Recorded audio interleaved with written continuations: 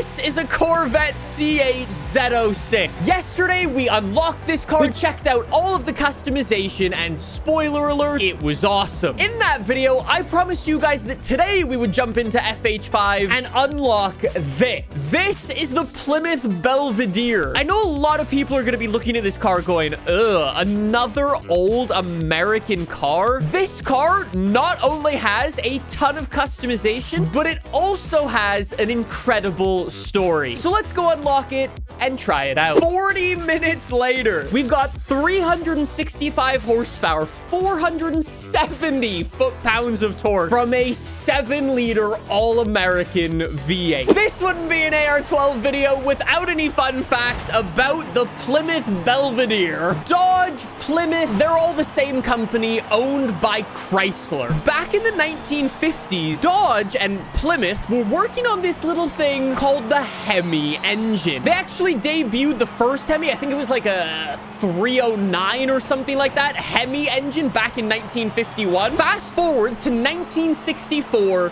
and the Plymouth Belvedere came out. They wanted to show the world that they had an ultimate new engine. They entered the Plymouth Belvedere into NASCAR, where it was driven by the one and only Richard Petty. And if you're 12 years old going, who the hell is Richard Petty?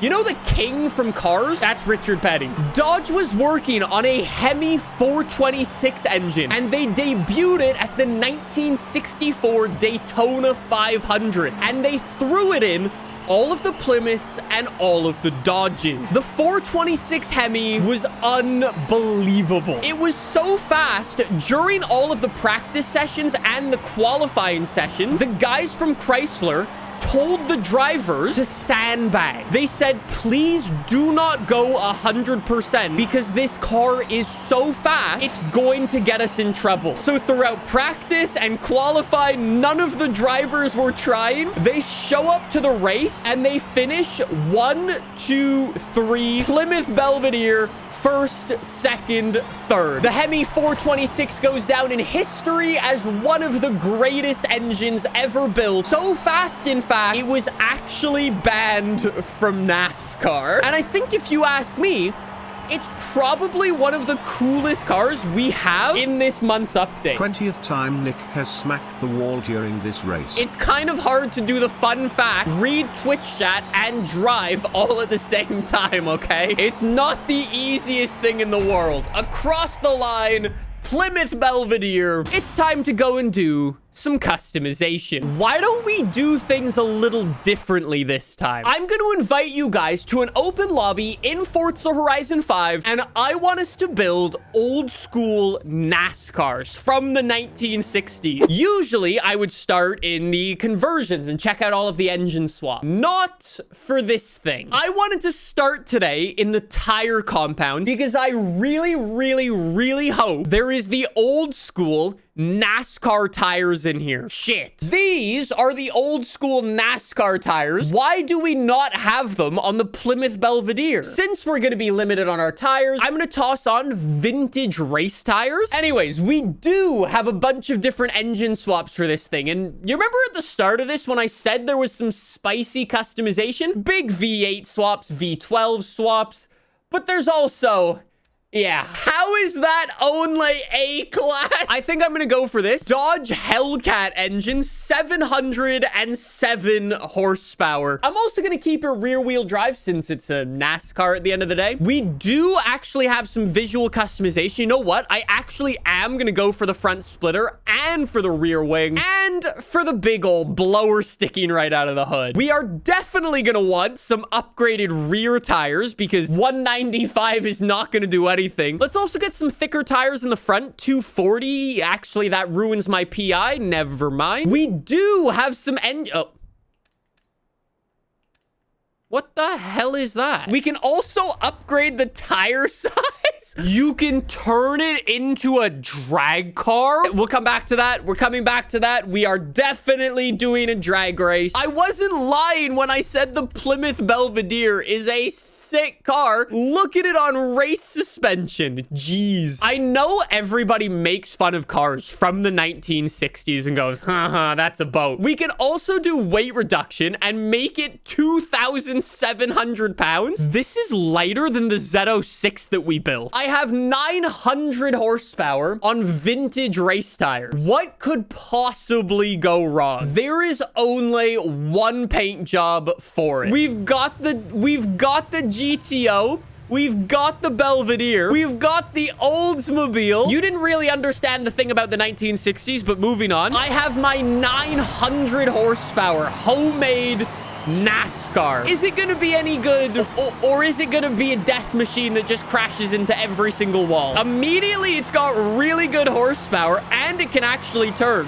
The vintage race tires are not bad. Okay, everybody's overtaking me. This is not good. Anytime I drive a NASCAR, it's basically just drive 100% gas 100% of the time. Having to actually brake with a car like this is very weird. I'm just being overtaken by everybody. That guy's in an Oldsmobile and he's about to take us too. Bro, my car actually sucks in the corner. That man is front wheel drive and I'm getting my doors blown off. I thought this was supposed to have a cheater motor and everything. Maybe going with vintage race tires wasn't the best idea, but I am authentic. There we go. Across the line. I went with an ambitious build. Said ambitious build didn't pay off very well. I've just decided that NASCAR is a stupid sport, and instead, I'm going to go and do drag racing. I definitely need the thick rear tires. As cool as they are, I do need to ditch the vintage race tires for some drag racing tires. I need horsepower, baby. That's it. That's all I'm gonna do. Everything else is exactly the same as it was. I think this is going to be a lot of wheel spin. Look at that.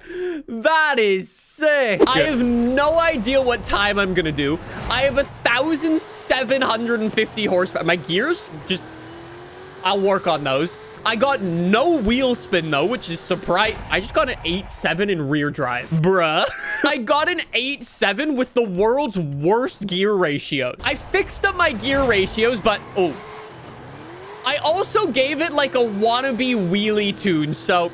the front end now lifts up its speed, which again is worth about half a second. You know how we've had girl math and boy math? This is car people math. That was an 8.6, but our car was cool. So that's at least an 8.1. Just saying. Maybe I should do an actual build now, okay? I'm gonna go stock engine because 426 go burr. I'm gonna go supercharger because I'm American and I like freedom. I'm not American. And then I'm also gonna go back with my vintage race tire. I think this is gonna be an incredible car in A class. I've got 440 horsepower. I weigh 3,300 pounds. Is it just me or is this thing kind of cracked for B class like stat? All right, boys.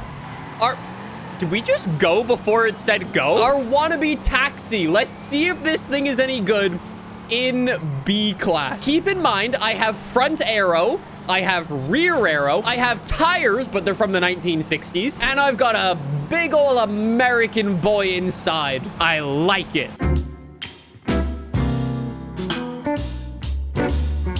I'm telling you, boys, I really, really like this car. Here we go. Turn it in. Look at the cornering. The cornering performance of this thing is insane. That's just like, again, it's like buttery smooth into the corners. This thing and the Z06, it just goes so nice. Hammer it through the final corner and we're already up to first place. I think I want to start a new segment here on the AR12 channel. You know how Doug DeMuro has the Doug score? I think we should have a poll for how good these cars are. What if we call it the spoon score? Across the line we go. What a beautiful car. While you guys are voting on what score you think this car is, I want to turn it into a drift car. The people have spoken. The Plymouth Belvedere is getting an 8 out of 10. I'm going to toss my drift suspension on. I'm just keeping the rake just because it looks cool, okay? I guess I'll actually ditch the front arrow and ditch the rear arrow. I don't need those anymore. We're going to drift in style.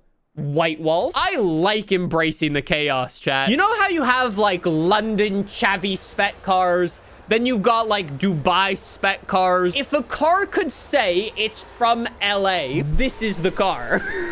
The only thing this car is missing in its current form is some of those like hydraulics to make it bounce up. Oh my God, look at it slide. Oh my God. Oh my God, yo, it's got like no grip at all. Well, white wall tires and 1,500 horsepower will certainly do that. I wasn't expecting this to be so good. I'm drifting in 5th gear at 50 miles an hour and the wheels are still spinning. What a cool car. 180,000 points from a big boy.